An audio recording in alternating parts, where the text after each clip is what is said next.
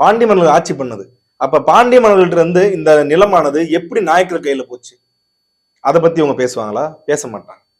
ஏதோ சிவபெருமானே நேரடியா வந்து இந்த நாயக்கர்களுக்கு வந்து வர சொல்லி, தெலுங்குல இருந்து வர சொல்லி, தமிழ்நாட்டுல வந்து பாத்தீங்கன்னா ஆள தகுதியே கிடையாது, பாண்டிய மன்னர்லாம் வந்து ஒரு மன்னரே கிடையாது, சோழ மன்னர் ஒரு மன்னரே கிடையாது, சேர மன்னர் ஒரு மன்னரே கிடையாது, பல்லவ மன்னர் ஒரு மன்னரே கிடையாது, நீதான் அதை ஆள தகுதியானவன்னு சொல்லி வந்து அவங்க கொடுத்தாங்களா?